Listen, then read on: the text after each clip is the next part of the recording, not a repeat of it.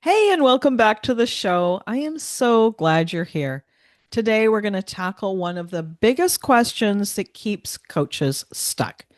Do I really need a niche before I start coaching? If you have been swirling indecision about this, feeling like you just can't move forward until you land on that perfect niche, I want to talk to you. Because the truth is, this question is slowing you down. It slows down so many new coaches who are more than ready to begin. And the good news, there is a much simpler, clearer way forward. So let's get into it. So here's the thing, when you don't have a niche, or even just an idea of who you help and how you help them, you start to become invisible. You might be posting content, you might be talking about coaching, you might be sharing things online, but it's just not landing. It's like you're waving at everyone and no one's waving back. They can't even see you. Boy, is that ever frustrating because you're putting out effort, but you're not getting the traction. So let me explain why this happens. This isn't just about marketing. This is about how your brain works. Each of us has something in our brain called the reticular activating system. You kind of think of it like a mental filter. The RAS, the reticular activating system, filters out all of the things that aren't important. At any moment in time, you've got sights, smells, sounds, ideas, people talking to you, all kinds of things going on. But your RAS filters for what matters. What you've told it is important. So, example, if somebody is struggling with burnout, their brain is scanning and looking for things that say less stress, more energy, how can I sleep at night? Why do I feel so numb?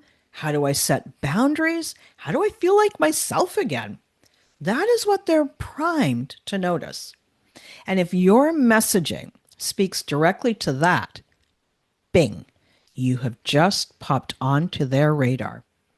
But if your messaging is vague and it says something like, I help people live their best life, I help them reach their goals, I help them think about new fun ways of living, you're never going to make it through that filter. That's what I mean when I say vague becomes invisible. It's not that your coaching isn't valuable. It's not that you're not a fabulous coach. I bet you are. That's why you're listening to this. It's that your dream client's brain literally doesn't see you as relevant. That's why niche clarity isn't about excluding people. It's about cutting through that noise and helping your people realize, oh, that's for me. And then what happens? That is when the real conversation starts. That's when somebody books a call to find out how to work with you. That is when you stop feeling stuck, you stop feeling invisible, and you start feeling seen. So let's take the pressure off a little bit. Your niche does not need to be clever and completely unique. It doesn't have to be poetic, and it doesn't have to be forever. This is not like a long term thing you're getting into. You could choose a niche and decide you're going to keep it for 3 months or 6 months. All you need is for it to be clear. Here is a super simple way that I teach niche inside my program. We call it the market and message model. Your market is the group of people, your dream clients, who share a common identity or experience. And your message is about the result or the transformation that you help them with. So here's what it might look like. I help new managers build confidence so they can stop second guessing themselves. So you see, the market is new managers, and the what is building confidence. Or try this example. I help women in midlife navigate burnout and finally put themselves first. We've got the who, the dream client, the market is the midlife women who are feeling kind of burned out. And the what is let's help you solve that problem of burnout and putting yourself first. Or Another example, I help creatives get out of their head and launch their passion projects. You see how clean and direct these are? You know who you help and you know what you help them do. That's really all a niche is. So if you're not quite sure where to start, I have got a shortcut for you. And I've got a special thing when you listen to the end of this episode, too. And I use this often with my clients and inside my programs.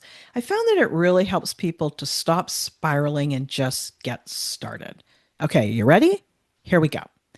Who do you love talking to? Who do you love helping? That's the first of three questions. Think about those people, not just the demographics, not just their age and where they live and what kind of a house they live in, but what are their characteristics?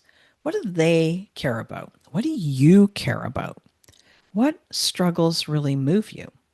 The second question inside my three question shortcut is what are they struggling with right now? What's keeping them up at night? What are they Googling? What are they worrying about? What have they been journaling about, maybe even for months? And the third question is what result are they craving that you can help them with? What is the after? If you're thinking of before and after, what's the after that they want? It could be lose 10 pounds. It could be find the love of their life. It could be get that promotion. What is the after that they want? The thing that they hope would change when they work with somebody like you. Write your answers down. Don't overthink it. Don't try to be clever. Just be clear and be honest with yourself. Clarity isn't about being fancy. It's about creating a connection so that their RAS, remember that reticular activator, can see that you are the solution to their problem.